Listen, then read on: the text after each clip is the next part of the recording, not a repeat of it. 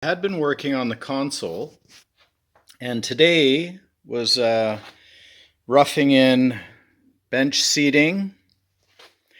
And this is all recycled mahogany. There's a bed frame that did the full length pieces. There are chunks from an old boat. This is old baseboard from a farmhouse or something. So yeah, so it's just making use of those shapes were on the end. So I thought, why not? Let's duplicate that. And this is high, and it's resting up on a scabbed on frame of white oak that came from a boat. So I'll just leave that. It's all pre-finished and everything, and just glue and screw it to the side properly. This is all a dry fit now. And then the next job I've been trying to do is get my inwalls, I think they're called inwalls, set up. So I've just finished notching the back one. I had to let this taper off down the side here so that my light would go up and down and clear. So that now works quite nicely. You'll notice I have this block clamped in here.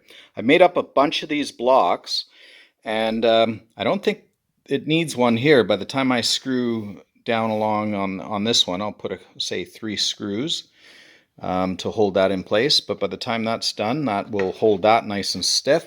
I may cut a little one for in the corner where it sets on. I'll mark it and glue in one in the corner there.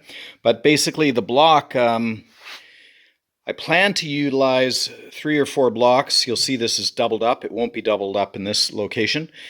3 or 4 blocks fairly close together back around here, because this is the area, if you're fishing, you can just drop your rod in, and this then becomes a rod holder as I see it. You see this lap, it will be cut here.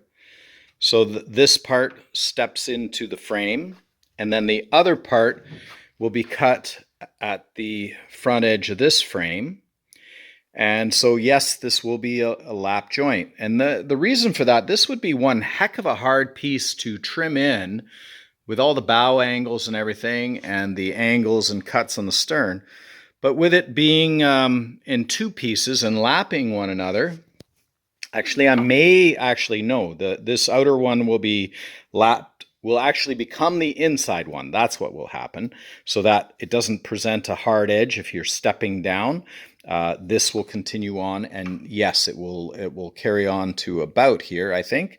Sorry, I'm pointing about here, the outer one, and then nipped and trimmed off, nicely rounded. And the reason is, over in this area, there'll be another mahogany pad that will house the rowing, oar locks that I've made my own homemade oar locks. So that'll be another piece of mahogany in here, probably notched into the frame to some degree. Or I may just cap it right over, and that will hide this ugly seam here, which I'll even call it kind of ugly. It's just not human nature to look at that and think, oh, that's normal. This gap won't exist by the time I trim up all the wedges. This all comes off. It's all just dry fitted. So there'll be another mahogany patch on top, I believe, and then I'll set my oar lock inside, because this is a good location to stand and row, straddling the seat, or sit back in this area and have your oars and row, or sit back in here with a cushion and row with your feet on either side of the other side of the bench seat. So when you get up to the bow, I've not nipped this yet. I just rough put this on, but this gets nipped for the mahogany corner pieces with the lights. So that can't sit in there properly because it's already, it's not nipped properly. So you can see I have the line drawn roughly there, and by the time it sits down, and I always I like to sketch my line a little so that I have to trim a little more off rather than too much. And you can see here again a block to get the spacing between the frames, because we don't have a lot of frames on this boat. So there'd be probably at least one more block here, or if not two. Actually, here's another spot that you'll be wanting to set down your rods. So again, this area probably will get 3 or 4. So we'll see. We'll see how that goes. But that's today's progress. So that will tip down when I notch it. You can see the run. I've got a few clamps. Everything is just screwed into place for the moment. It will get properly screwed and glued once everything's fitted. And but what I'm pleased with, I was standing up on this bench and it works out rather well.